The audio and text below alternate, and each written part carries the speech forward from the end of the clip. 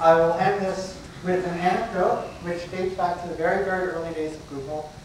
Sergey Brin, one of our founders, this was his favorite anecdote ever, and he used to tell it to anyone who would listen, and now I will tell it to you.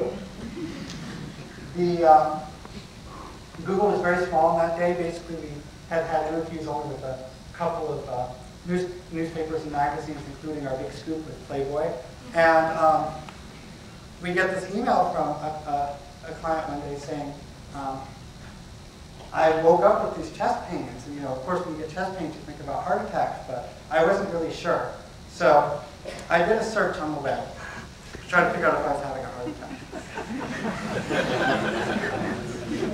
He was in Silicon Valley. So first he did a search on one of the other search engines. This was back in the early days of Google. Google was not the most popular search engine then. And he said, but the results were taking so long to load that I just gave up.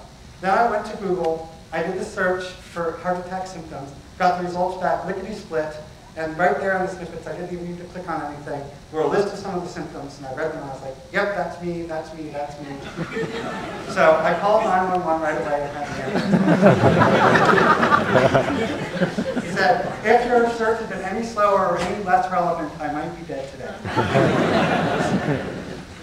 So from the very beginning, Google helped and help have gone together, at least in the imagination of our founders. And so we're glad to take even a step beyond that now with the health vertical of Global Co-op. So in closing, this isn't necessarily related to where we see things going in the future, but perhaps to help tie together, as I mentioned at the beginning, kind of our past, our experiences with the past, how they influence our thoughts in the future, how we make things happen. These are some kind of takeaway lessons that we've learned over the years.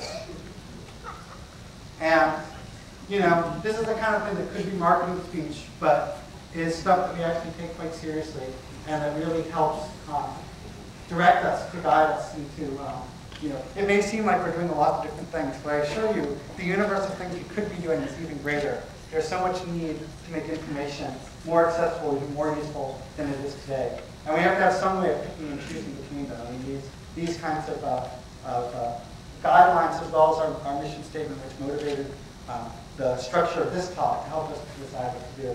We've been very pleased with the results so far, and we're really excited to see what will happen 50, 100 years down the line. So that's it. Thank you very much.